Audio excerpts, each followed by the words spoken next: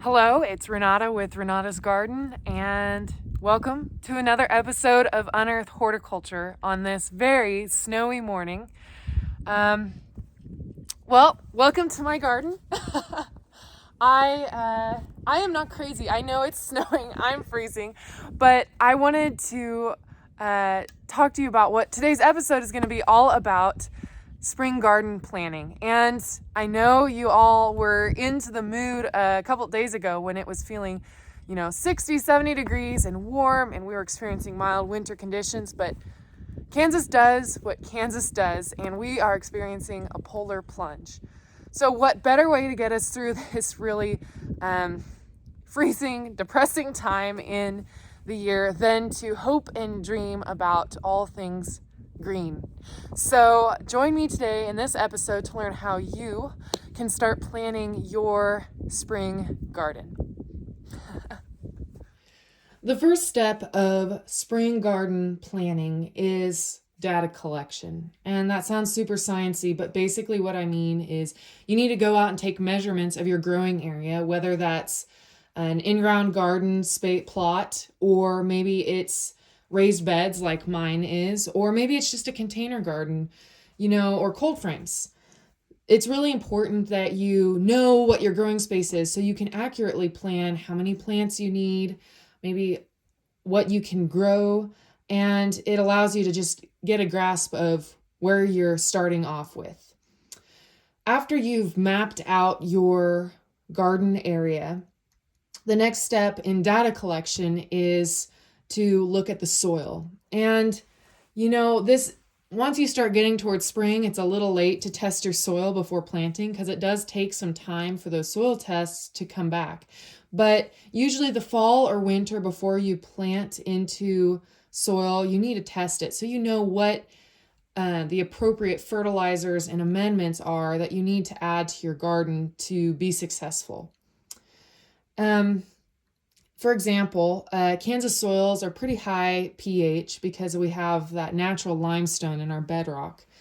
And so because of that higher pH, sometimes that leads to certain nutrient deficiencies in some of our vegetable and herb crops. So it's important that you get that soil tested so that you can really determine what kind of fertilizer you're going to need to add to balance your soil for your plant roots. When you take a soil test, you can often call into your extension office and their horticulture agent will walk you through how to take that soil test. But since I have 5 beds, for example, usually take about 10 samples from different spots around your garden. So I would take about 1 from the smaller beds and maybe 3 there, 2 there. And then you combine it all into one sample and about 1 pint sample, and then you take that into your extension office and they'll ship it off to K-State Labs where they will test your soil and get back to you and give you a brief rundown of what your soil is like. And the reason soil science is so important in horticulture and agriculture is because it affects your plant's roots greatly and how those plants are able to grow in the future. It is the bedrock of gardening. And so, yes, soil testing is important so you're not just taking a stab in the dark when you are adding compost, different amendments, or fertilizing. The most sustainable way of gardening is not always just gardening organically, it's not always about what you spray on your garden or don't spray on your garden.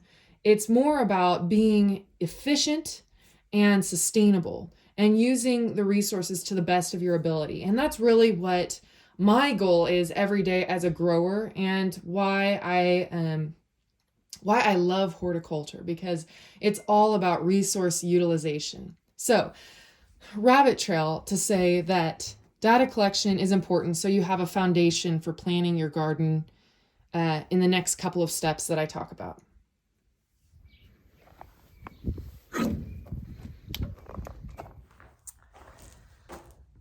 The next step in planning your spring garden is plant research and selection. And there are 2 main things you need to keep in mind when selecting plants. First, you need to make sure you can utilize the produce that is reaped from your garden.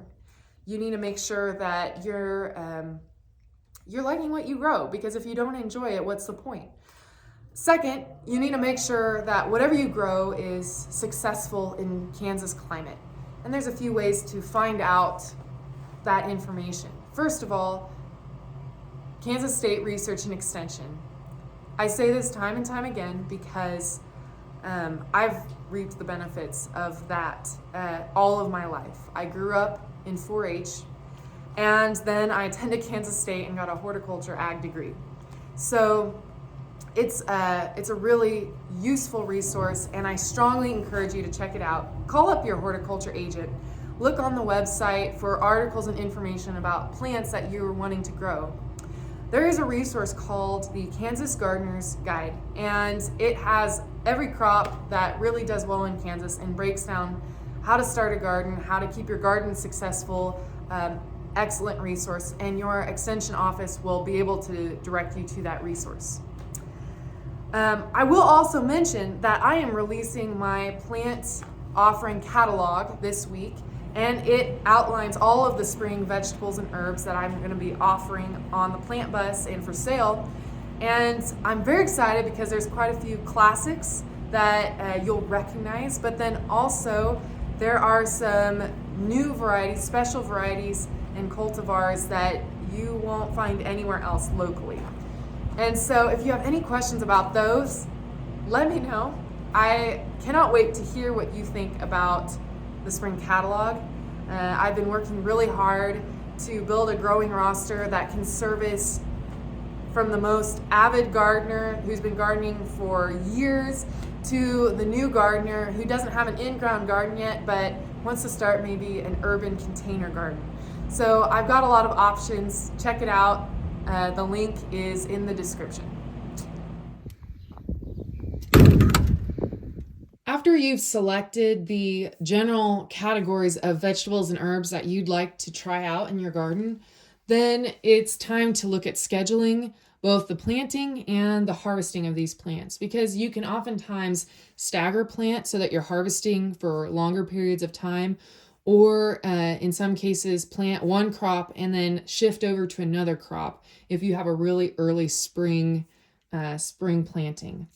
For example, I've highlighted here, I'm going to go ahead and plant some lettuce, and I'm going to do one round, harvest it, and then go ahead and plant in some tomatoes and peppers in the same bed.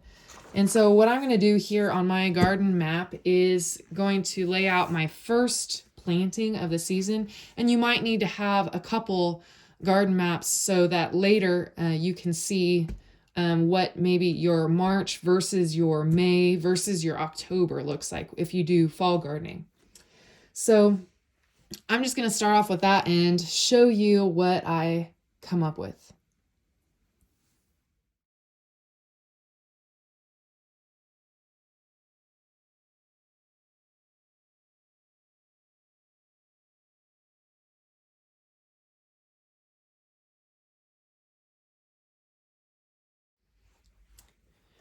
As you can see, I have mapped out my vegetables here. I use the schedule to determine where I can double crop in my raised beds to utilize my small space. I have thrown in cucumbers here and onions underneath that trellis. I put some eggplant here. In this 4x4 bed, I am going to do a couple of rows of radishes early on in the spring and later follow up with zucchini squash. The lettuce I'm throwing into this 4x6 bed, which hopefully will be harvested and done by the time I get to the first week in May, when I will do peppers and tomatoes. And, well, the eggplant will go in at the same time as those as well. I keep my herbs over in this corner bed because it's a little bit more shaded by a vine I have growing on my fence, and also because I have perennial herbs. Chives and lavender are a couple of examples, and it's always important to isolate your perennials in a part of your garden, because then when you are trying to work around them, work your annual part of your garden, then you don't damage them at all. So as you can see from this, it's really not too difficult when you break down your garden planning, and it's really fun to do once you get into it. Join me next week on Unearth Horticulture as I kind of take a closer look at my spring catalog offerings, the varieties there, and talk about what you should look at when you are selecting specific varieties of plants to put into your produce garden. If you have any questions in the meantime, of course, don't hesitate to reach out. Check out those resources in the description below. And until next time, you've been watching Unearth Horticulture.